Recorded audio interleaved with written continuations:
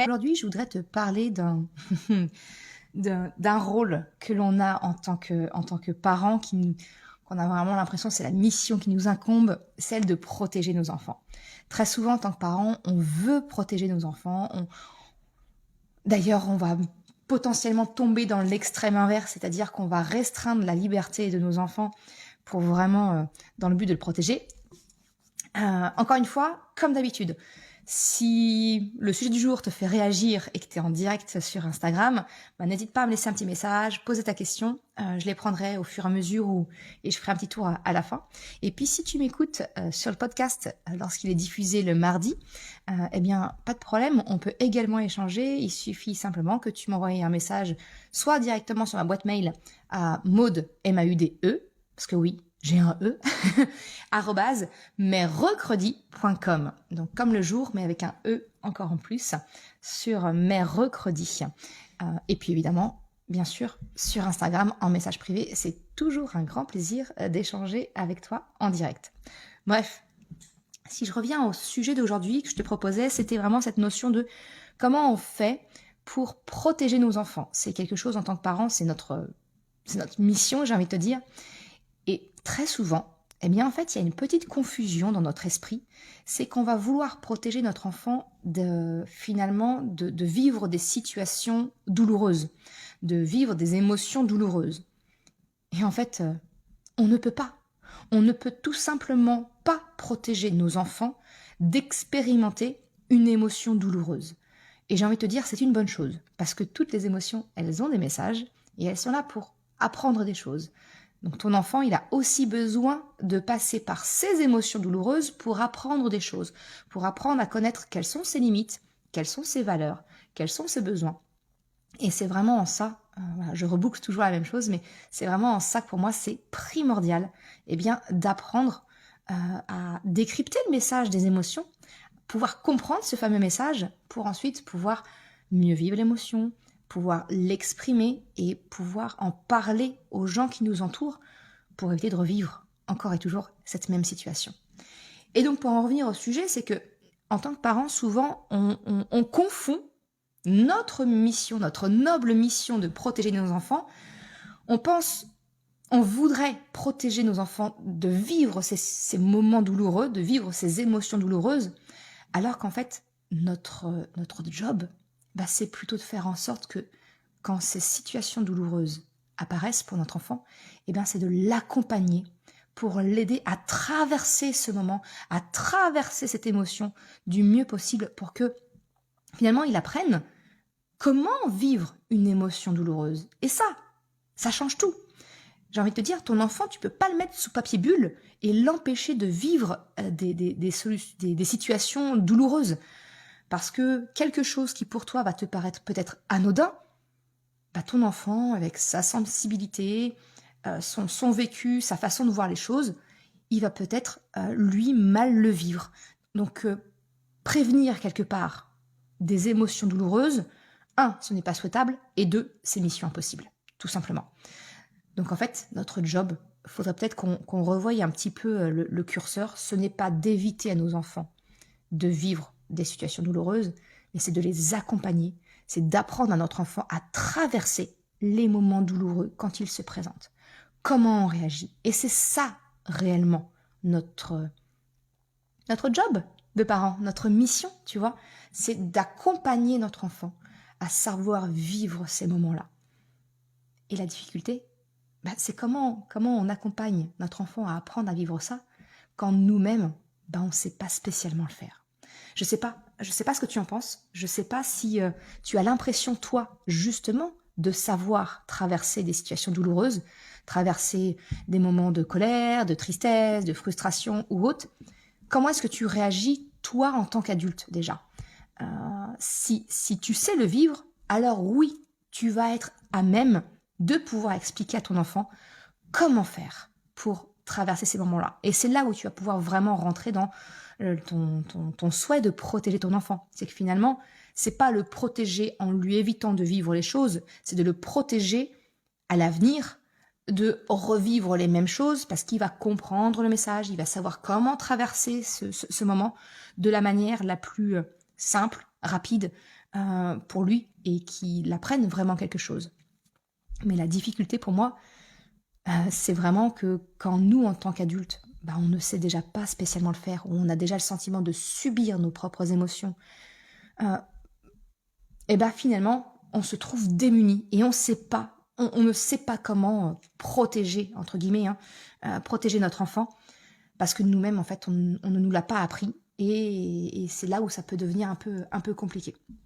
Donc, c'est ça le cœur du message que je voudrais te passer dans ce Café Papote d'aujourd'hui. Allez, je vais vraiment partir complètement en live.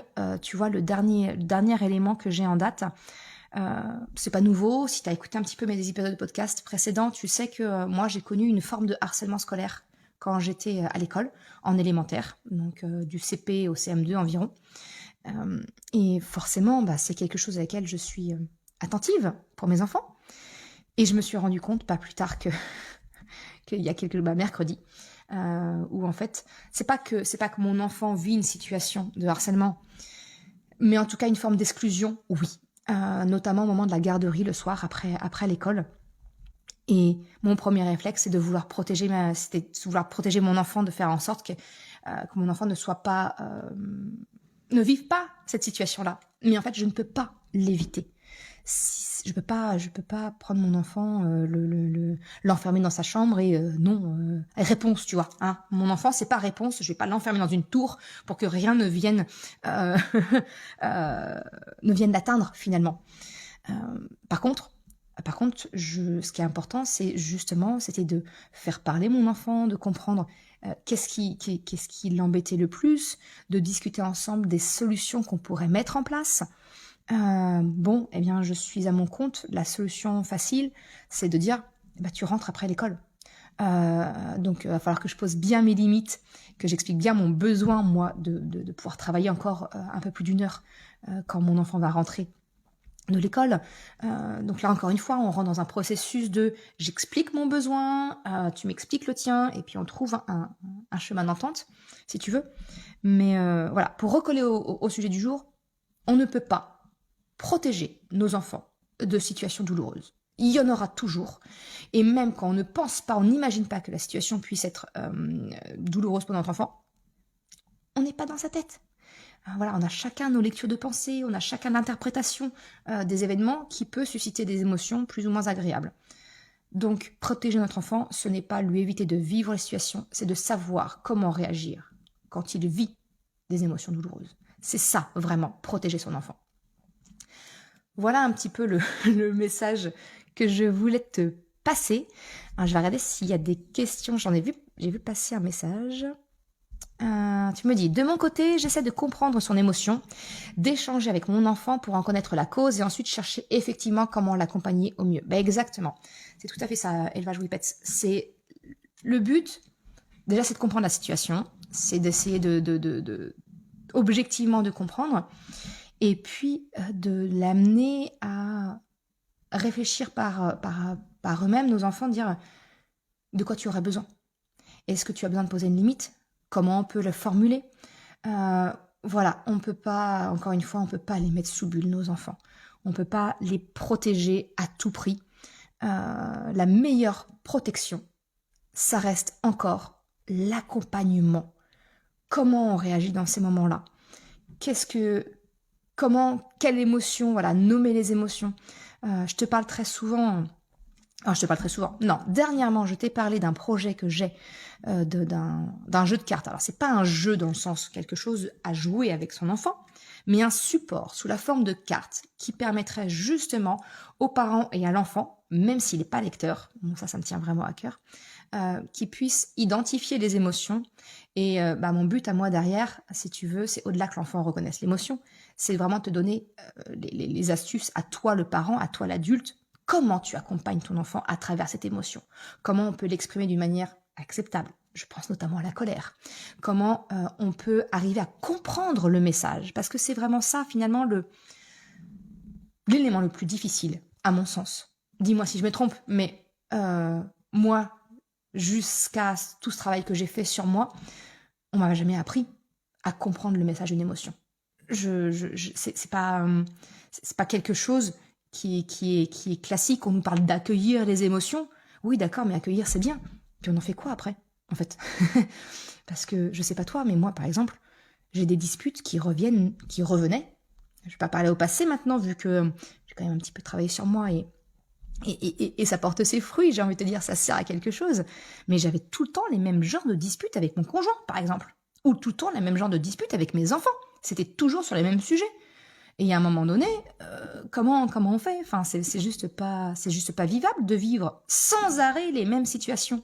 Mais en fait, c'est normal, parce que tant qu'on n'a pas compris le message, bah, l'émotion, elle va revenir toquer, elle va revenir frapper à la porte, jusqu'à ce qu'on comprenne. C'est quoi le besoin? C'est quoi la valeur derrière?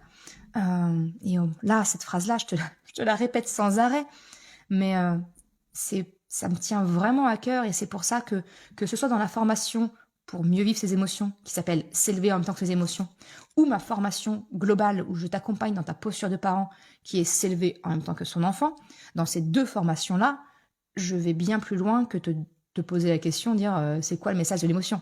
Je t'apprends vraiment à vraiment comprendre c'est quoi le message de l'émotion. Quel est le processus qui se met en place dans ta tête à toi? En quoi ça vient résonner dans ton passé à toi pour que tu comprennes tes déclencheurs, que tu les identifies et que tu puisses vraiment, derrière, si tu veux, t'en libérer. C'est vraiment ça, t'en libérer. Aujourd'hui, je ne me dispute plus ni avec mes enfants, ni avec mon conjoint pour des sujets récurrents.